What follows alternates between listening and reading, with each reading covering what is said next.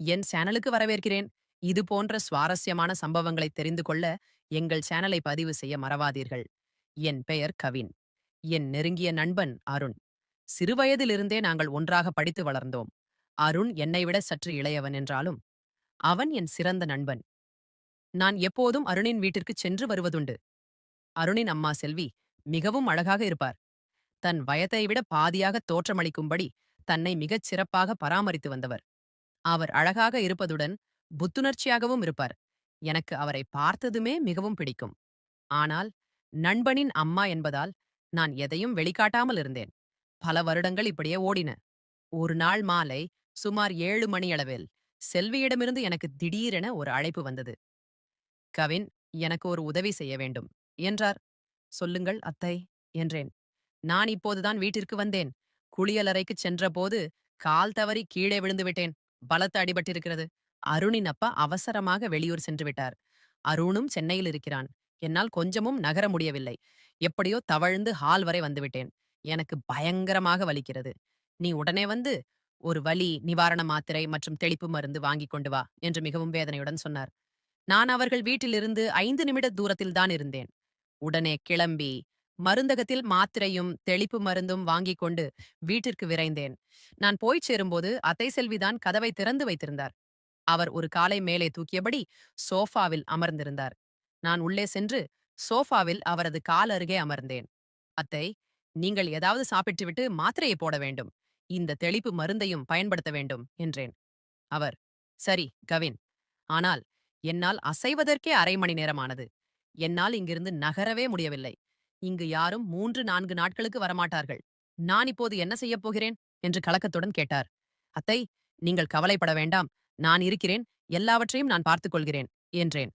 இதைக் கேட்டதும் அத்தைக்குச் சற்று ஆறுதல் கிடைத்தது. அத்தை, உங்களுக்கு என்னென்ன செய்ய வேண்டும் என்று சொல்லுங்கள். இரவு சாப்பாட்டை தொலைபேசியில் ஆர்டர் செய்து விடலாம்.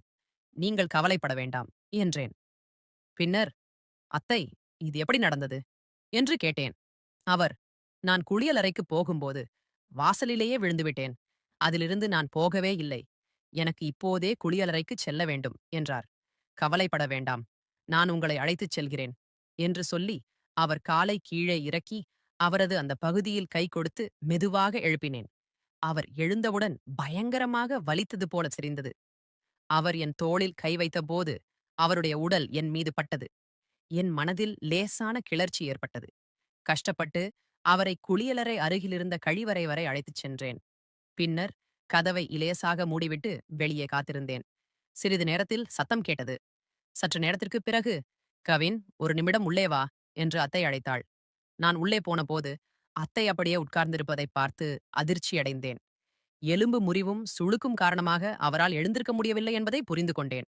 நான் உடனே வேறு பக்கம் பார்த்துக்கொண்டு அருகில் சென்று அவருக்கு கை கொடுத்தேன். நான் வேறு பக்கம் திரும்பி நின்றதால் அவருடைய கரம் மட்டுமே எனக்கு நான் தெரிந்தது.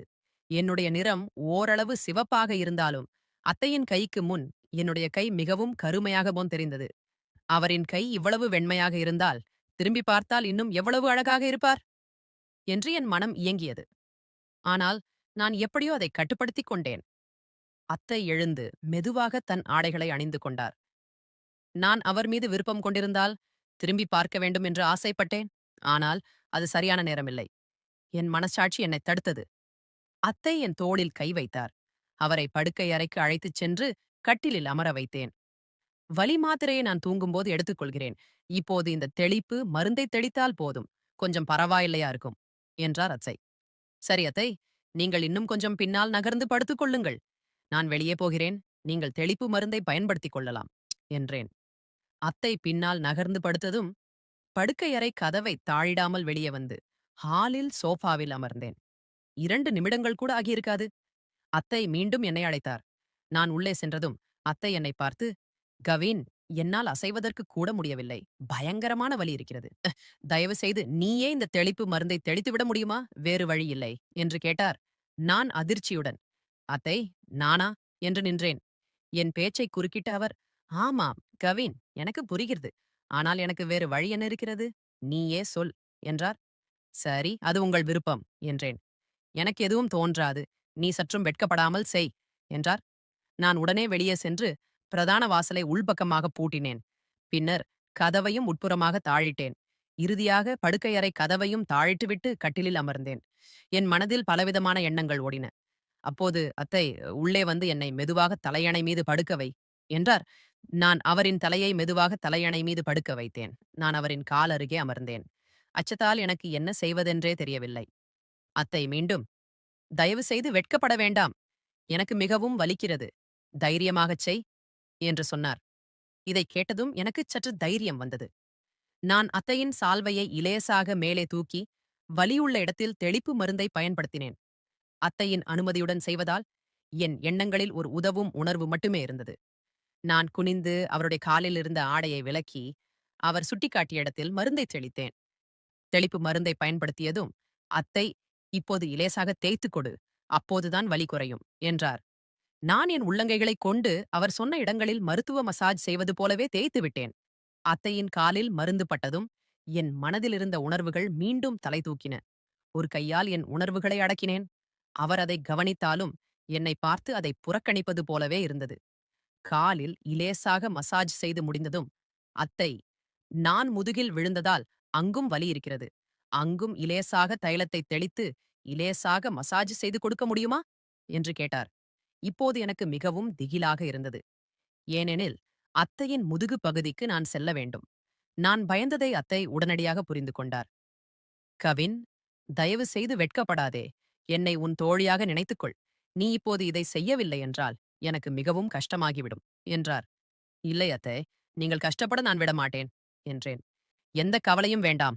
சங்கடப்படாமல் இந்த வேலையைச் செய் என்றார் அத்தை. நான் அத்தையின் முதுகில் கை வைத்து அவரை பத்திரமாக கட்டிலில் அமர வைத்தேன். என் மனதில் பல எண்ணங்கள் ஓடத் தொடங்கின. நான் என் வெட்கத்தை முழுவதுமாக துறந்தேன்.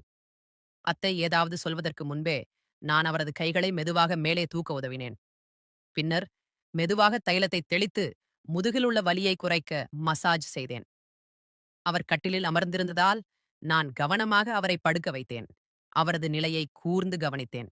அவருக்கு மேலும் ஆறுதல் அளிப்பதற்காக அத்தை என்னிடம், கவின், என் தோளில் கை கொடுத்து என்னை திரும்பி படுக்க வை என்றார். முதுகில் தெளிப்பு மருந்தை பயன்படுத்தி இலேசாக மசாஜ் செய் என்றார். நான் அத்தையை புரட்டி படுக்க வைத்தேன். பின்னர் அவரின் கீழ்ப்பகுதிக்கு அருகில் அமர்ந்தேன். அத்தை சொன்ன இடங்களில் நான் மெதுவாக தெளிப்பு மருந்தை பயன்படுத்தினேன். நீண்ட நேரம் ஒரு குறிப்பிட்ட இடத்தில் மருந்தை தெளிக்க வேண்டியிருந்தது. மருந்தை தெளித்து முடித்ததும் நான் அத்தையின் முதுகில் இலேசாக கை வைத்தேன். ஆனால் அந்த இடத்தில் இருந்த துணியின் காரணமாக என்னால் சரியாக மசாஜ் செய்ய முடியவில்லை. இதை கவனித்த அத்தை தானே என்னிடம், நீ இந்த துணியை விலக்கி முழுவதுமாகச் செய் என்றார். அவர் சிரித்துக்கொண்டே, இதுவெல்லாம் ஒன்றுமில்லை, நீ இன்னும் பல சிறப்புகளை பார்க்கவில்லை என்றார். இதைக் கேட்டதும் எனக்கு பெரும் ஆச்சரியம் ஏற்பட்டது. நான், அத்தை, நீங்கள் என்ன அனைவருக்கும் எனது உளமார்ந்த வணக்கங்கள். எனது பெயர் சரவணன். நான் கல்லூரியில் படித்துக் கொண்டிருந்த காலத்தில் தினமும் என் சொந்த வாகனத்தில்தான் செல்வேன். ஒரு நாள் என் வாகனம் பழுதடைந்ததால் நான் அதை சர்வீஸ் மையத்தில் கொடுத்துவிட்டு பின்னர் தினமும் பேருந்தில் பயணிக்கத் தொடங்கினேன். அப்போது தோராயமாக 24 வயது மதிக்கத்தக்க திருமணமான ஒரு பெண்ணும் வந்து ஏறுவார். அவர் தினமும் தலையில் மல்லிகை பூவை சூடிக்கொண்டும் நெற்றியில் பொட்டும் வைத்திருப்பார். ஒவ்வொரு நாளும் புடவை அணிந்து கொண்டுதான் பேருந்தில் வருவார். அவர் தினமும் புடவையின் இடுப்பு மடிப்பு அவருடைய தொப்புளுக்கு கீழே பின்னியிருக்கும். அவர் இடுப்பில் ஒரு கைக்குட்டையையும் சொருகிக் கொண்டிருப்பார். அவருடைய வாசனை என்னை மெய்மறக்கச் செய்யும். அவரின் ஜாக்கெட் பின்புறத்தில் முக்கால் பகுதி முதுகு தெரியும்படியாகவே அணிந்திருப்பார். நானும் தினமும் அவரை கவனித்துக் கொண்டே இருப்பேன். அவரும் என்னை கவனிப்பதை தெரிந்தும் தெரியாதது போல நடிப்பார். இப்படியே நாட்கள் கடந்தன. ஒரு நாள் நான் அவரை பார்த்து கொண்டிருக்கும்போது அவரும் என்னை ஓரக்கண்ணால் பார்த்தார். எனக்குள் மகிழ்ச்சி பொங்கியது. இவரை எப்படியாவது விரைவில் அணுகி எனக்குள் ஈர்க்க வேண்டும் என்று நான் எண்ணினேன். அதிலிருந்து பேருந்தில் முன்பக்கமாக நான் நிற்கத் தொடங்கினேன். நானும் எதிரே நின்று அவரை கவனித்துக் கொண்டே இருப்பேன். அவரும் அவ்வப்போது என்னை பார்த்து புன்னகைப்பார். மாலை வேளையிலும் அவர் ஏறும் அதே பேருந்தில்தான் நானும் ஏறினேன். மாலையில் பேருந்துக்காக காத்திருக்கும் நேரத்தில் ஒரு நாள் நான் பேச்சைத் தொடங்கினேன். நான் அவரிடம் சென்று, உங்கள் பெயர் என்ன என்றேன். அதற்கு அவர், என்னுடைய பெயர் ராதா. உங்கள் பெயர் என்ன என்றார். நான், என் பெயர் சரவணன். நான் கல்லூரியில் படித்து வருகிறேன். நீங்கள் மிகவும் அழகாக இருக்கிறீர்கள் என்றேன். அதற்கு அவர் சிரித்துக்கொண்டே, நான் திருமணமானவள். என்னை பார்த்து எப்படி அழகாக இருக்கிறேன் என்று சொல்ல முடியும்? ஏன், உனக்கு கல்லூரியில் எந்த பெண்ணும் காதலிக்க கிடைக்கவில்லையா என்று கேட்டார். நான் சொன்னேன், எனக்கு காதல் செய்வதில் விருப்பமில்லை. அழகாக இருந்தால் ரசிப்பேன், அவ்வளவுதான். மகிழ்ச்சியாக பேசுவேன். உண்மையாகத்தான் சொல்கிறேன். நீங்கள் மிகவும் அழகாக இருக்கிறீர்கள். சரி, உங்களைப் பற்றிச் சொல்லுங்கள், என்றேன். எங்கள் வீட்டில் நானும் என் கணவரும் தான் இருக்கிறோம். எனக்கு ஒரு அம்மாவும் தங்கையும் இருக்கிறார்கள். அவர்கள் வேறு ஒரு வீட்டில் வசிக்கிறார்கள், என்றாள். உங்களுக்கு எத்தனை குழந்தைகள்? என்று நான் கேட்டதும், அவள் சிறிது நேரம் அமைதியாக இருந்துவிட்டு, எனக்கு கல்யாணமாகி 3 வருடங்கள் ஆகின்றன. ஆனால் குழந்தை எதுவும் பிறக்கவில்லை. டாக்டரிடமும் காட்டினேன். உங்களுக்கு எந்த பிரச்சனையும் இல்லை என்று சொல்லிவிட்டார்கள், என்று வருத்தப்பட்டாள். நான் உடனே, வருத்தப்படாதீர்கள். கட்டாயம் உங்களுக்கு விரைவிலேயே குழந்தை பிறக்கும். நீங்களும் மிகவும் மகிழ்ச்சியாக இருப்பீர்கள், என்றேன். அவளோ பேருந்து நிறுத்தம் வந்ததும், நான் போய் வருகிறேன் என்று சொல்லிவிட்டு போனாள். அதற்குப் பிறகு நாங்கள் இயல்பாக பேசிக் கொண்டிருந்தோம். ஒரு நாள் காலையில் பேருந்தில் வந்த அவள் மாலையில் வரவில்லை. அன்று முகூர்த்த நாள் என்பதால் பேருந்து நிறுத்தத்தில் கூட்டம் அலைமோதியது. நான் அவளுக்காகவே காத்திருந்தேன். ஒரு வழியாக இரவு 8:30 மணிக்கு அவள் வந்தாள். அவள் என்னிடம், டேய் சரவணா, நீ உன் வீட்டுக்கு போகலையா என்று கேட்டாள். நான், பேருந்தில் கூட்டமாக இருக்கிறது, அதனால் காத்துக் கொண்டிருக்கிறேன், என்றேன். அவளும் சரி, என்றாள். நான், நீங்கள் ஏன் இன்று தாமதமாக வந்தீர்கள் என்று விசாரித்தேன். இன்று என் பிறந்த நாள். என் நண்பர்களுக்கு பார்ட்டி கொடுத்துவிட்டு வருகிறேன். அதனால் தாமதமாகிவிட்டது, என்றாள். அப்படியா, என்னிடம் சொல்லவே இல்லையே என்று சொல்லிக்கொண்டே அவளுடைய மென்மையான கையை பிடித்து வாழ்த்து தெரிவித்தேன். எனக்கோ முதல் முறையாக அவளுடைய கையை பிடித்ததும் உள்ளுக்குள் ஏதோ சுகமான உணர்வு ஏற்பட்டது. அதை நான் வெளிக்காட்டிக் கொள்ளவும் இல்லை. அவள் கையை தொட்ட பின்னர், இவளை எப்படியாவது விரைவில் நான் அனுபவிக்க வேண்டும் என்றும் நினைத்தேன். பின், எனக்கு பாட்டு எங்கே என்று கேட்டேன். எனக்கு பரிசு கொடு, நான் உனக்கு பாட்டு தருகிறேன், என்றாள். நான் சிரித்துக்கொண்டே, உன் வாழ்நாளில் நீ மறக்க முடியாத பரிசை நான் தருகிறேன். சரி, உன் கணவர் உனக்கு என்ன பரிசு கொடுத்தார் என்றேன். அவரோ, இப்போது ஊரில் இல்லை, நாளைதான் வருவார், என்றாள். வீட்டில் இன்று நான் மட்டும்தான் தனியாக இருப்பேன், என்றதும் எனக்கோ மிகுந்த மகிழ்ச்சி. இந்த வாய்ப்பை சரியாக பயன்படுத்திக் கொள்ள வேண்டும் என்று நினைத்தேன். எங்கள் ஊருக்குச் செல்லும் பேருந்துகள் அனைத்துமே கூட்டம் நிறைந்து காணப்பட்டன. வேறு ஒரு பேருந்துக்காக காத்திருந்தோம். இரவு 9:30 மணி ஆகியிருந்தது.